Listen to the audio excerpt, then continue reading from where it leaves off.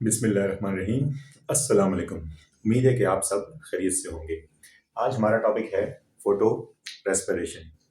What is photo respiration? It is a respiratory activity which occurs during daytime, and it uses oxygen and releases carbon dioxide, but there is no energy rich molecules which are formed during this process. So this respiratory activity is called as photorespiration. It takes place in green plants. ये green plants के अंदर होती है, और इस respiratory activity के दौरान पौधे को ऐसा कोई फायदा नहीं होता, बल्कि उसका नुकसान होता है। यानी 25% तक फोटोसिंथेसिस कम हो जाती है due to photorespiration. Photosynthesis के दौरान जो कार्बन डाइऑक्साइड की फिक्सेशन के लिए जो सबसे ज्यादा मोस्ट अबंडेंटली पाया जाने वाला एंजाइम है, इसको आप कहते हैं Rubisco. Rubisco is the most abundant protein on earth. अब रुबिस्को का काम क्या होता है? रुबिस्को जो होता है ये कार्बन डाइऑक्साइड को फिक्स करता है। यानी in the presence of rubisco this ribulose bisphosphate will be converted into two molecules of phosphoglycerate. ठीक है जी।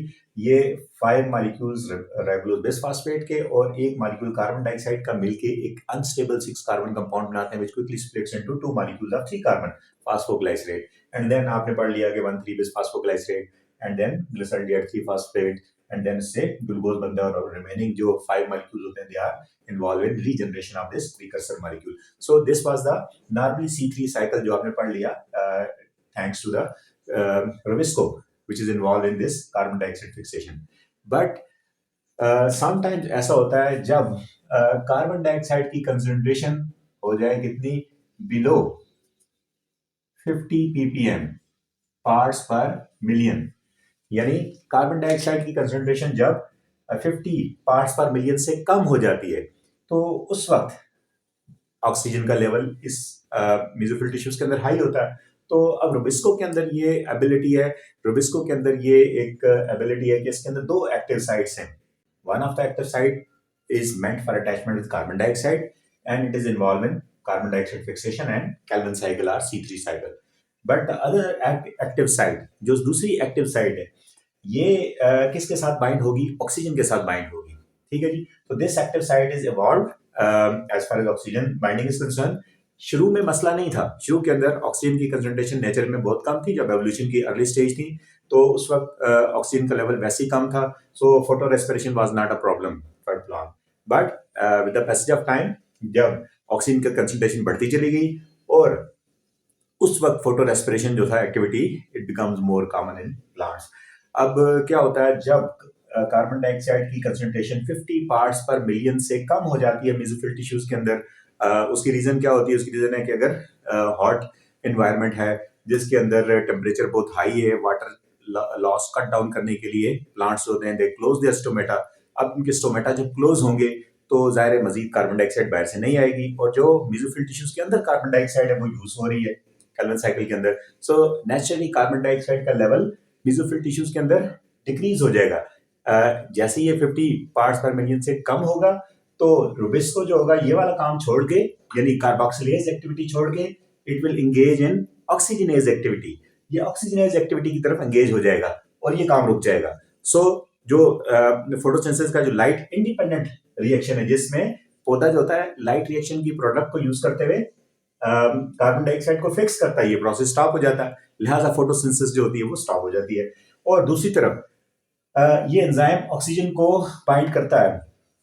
ठीक है जी। और राइबोलोज बिसफॉस्फेट जो होता है, ये 5 कार्बन जो कंपाउंड है, ये स्प्लिट होके ऑक्सीजन की प्रेजेंस में स्प्लिट होके एक तो मॉलिक्यूल बना देगा फास्फोग्लाइसरेट, जो 3 कार्बन कंपाउंड है, जो अगेन केल्विन साइकिल की तरफ जा सकता है। लेकिन दूसरा जो इसमें 2 कार्बन कंपाउंड बनता है, फास्फोग्लाइकोलेट।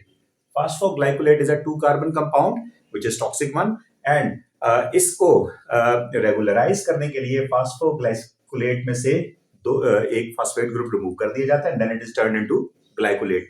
ग्लाइकोलेट यहां से मूव करता है, यानी जो क्लोरोप्लास्ट है वहां से निकल के चला जाएगा किसमें? परऑक्सीसोम्स के अंदर। परऑक्सीसोम के अंदर ग्लाइकोलेट कन्वर्ट होगा ग्लाइसिन के अंदर, और ग्लाइसिन अमाइनो एसिड जो होगा वहां से फिर ये मूव करेगा, परऑक्सीसोम से मूव करेगा ग्लाइसिन इनटू द माइटोकॉन्ड्रिया, और माइटोकॉन्ड्रिया के अंदर जाने के बाद 2 ग्लाइसिन के मॉलिक्यूल जो होंगे, ये 2 molecules of glycine will form serine, and during this process carbon dioxide will evolve.